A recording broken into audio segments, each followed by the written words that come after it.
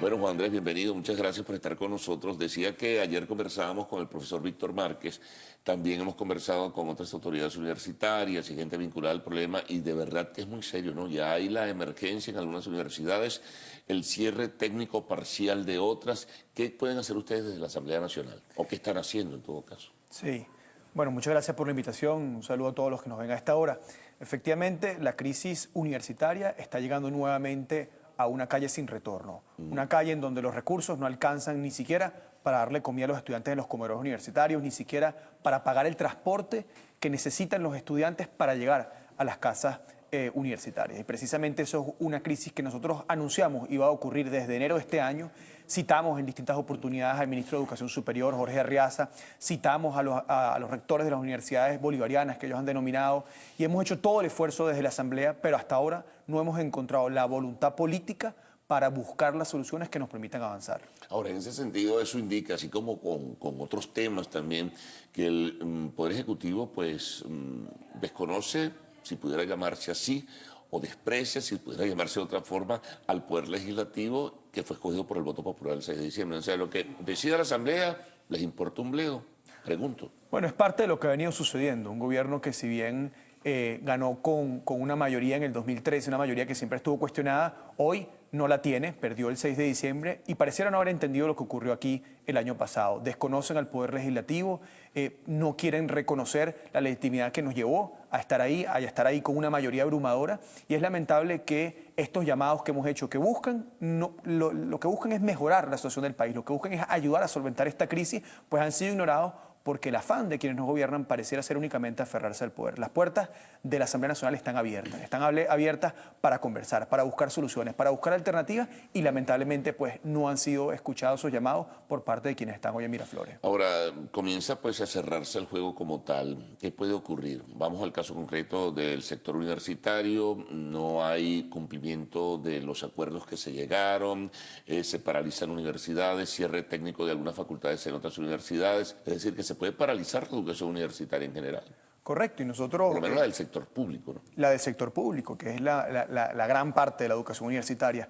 Nosotros lo decíamos desde el principio de año a los diputados del oficialismo, que hemos hecho un esfuerzo por dialogar incluso con las universidades para que entiendan que estamos buscando soluciones. Y eso ha permitido que durante los primeros meses de este año no hayan habido movilizaciones por parte de los universitarios, no hayan habido acciones, pero pasa el tiempo, no ven soluciones y qué alternativa les puede quedar a quienes no tienen cómo estudiar, a quienes no tienen cómo cobrar, en el caso de los profesores, a quienes no tienen cómo ejercer su labor. Bueno, evidentemente la protesta pacífica es la alternativa que ven muchos de ellos en este momento y es el llamado que algunos están haciendo desde las casas de estudio. Nosotros esperamos y seguimos esperando que se le dé una solución viable, que se asignen los recursos que se requieren, que se coordine incluso, a veces no es nada más un tema de recursos, a veces es un tema de coordinación entre los organismos públicos que deben, por ejemplo, brindar más seguridad a las casas de estudio y ha habido una negligencia recurrente, ha habido un rechazo sistemático a el trabajo en conjunto con casas de estudio que por el simple hecho de diferir, por el simple hecho de discernir, por el simple hecho de expresar su voz en contra del gobierno en algunas oportunidades, pues hoy han sido marginadas, han sido rechazadas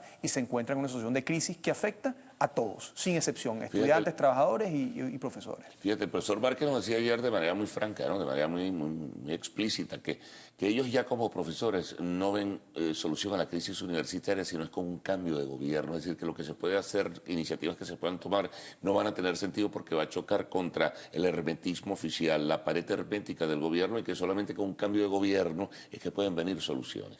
Bueno, pareciera ser esa la conclusión a la que están llegando todos los venezolanos, pareciera ser esa la conclusión a la que llegamos no nada más en el sector universitario, sino en el sector productivo nacional, en el sector eléctrico, que al brindar oportunidades desde la oposición para buscar soluciones, al sentarnos en la mesa esperando que podamos llegar a acuerdos, pues estos han sido rechazados.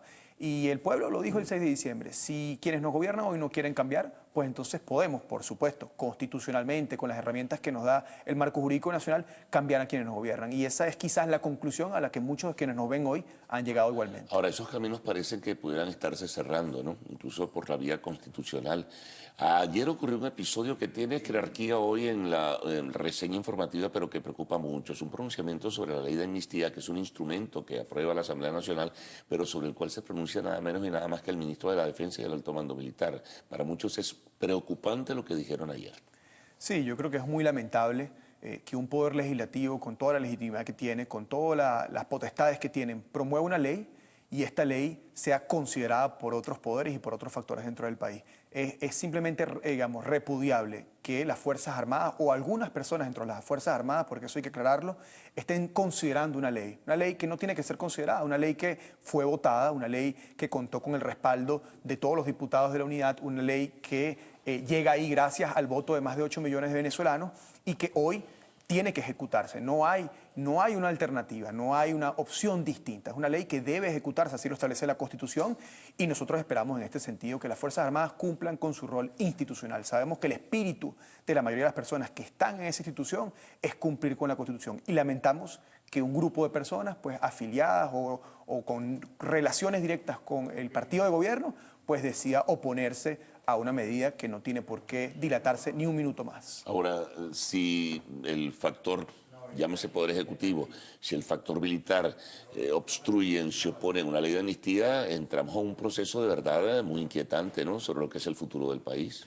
Sí, y lamentablemente no es nada más el poder militar, es también el Poder Judicial, que a través del Tribunal Supremo de Justicia se ha convertido en una alcabala para evitar que los cambios que queremos impulsar desde la Asamblea ocurran. Y es por eso que en las últimas semanas, en los últimos meses, hemos estado buscando la forma de producir el cambio definitivo, un cambio del modelo que nos viene gobernando, un cambio que implique que los problemas que hoy tenemos y que no hacen sino profundizarse y convertirse cada vez en cuestiones más complicadas, puedan solucionarse. Nosotros desde la Asamblea hemos presentado soluciones concretas en temas de vivienda, en temas de bonos de alimentación, en temas universitarios, soluciones que tienen que ser implementadas, pero que quienes nos gobiernan hoy no han querido ejecutar. Última pregunta, ¿se opone a eso el Ejecutivo? ¿Se opone una instancia importantísima del Poder Judicial como es el TSJ? ¿Ustedes van hacia un camino de aprobar un referéndum revocatorio? Bueno, en este caso el que tiene que dar el aval es el CNE. El CNE se pronuncia también, puede interpretarse como una obstrucción, o ustedes en la Asamblea pueden aprobar una enmienda para luego convocar un referéndum aprobatorio. Es decir, cualquier iniciativa que tomen para un posible cambio de gobierno va a estar torpedeada. ¿Qué van a hacer? Miren, el cambio en Venezuela comenzó el 6 de diciembre. Hay quienes no quieren reconocerlo y hay quienes a través del poder constituido intentan limitar o evitar que ese cambio ocurra. El cambio va a llegar no porque así lo decidamos 112 diputados de la unidad, sino porque más de 8 millones de venezolanos así lo pidieron el 6 de diciembre y más de 10 millones de personas hoy, según todas las encuestas del país, están convencidas de que ese cambio debe ocurrir. Así que no es cuestión de si va a ocurrir o no, es cuestión de cuándo va a ocurrir y ese es el compromiso de quienes estamos en la Asamblea Nacional, de luchar hasta tanto ese cambio ocurra y podamos entre todos construir una mejor Venezuela. Bueno, tiempos difíciles se avecinan al parecer. Juan Andrés, muchas gracias, muy amable por haber estado con nosotros y compartir tus ideas y tus conceptos con nuestros televidentes. Llega el momento de presentar el segmento de arte y espectáculos. Silvana continúa con ustedes. Buenos días, Silvana. Gracias, Carlos. Muy buenos días, Venezuela. Hoy en Lo Actual les contaremos sobre la participación de Edgar Ramírez en el Festival de Cine de Panamá. Ya venimos.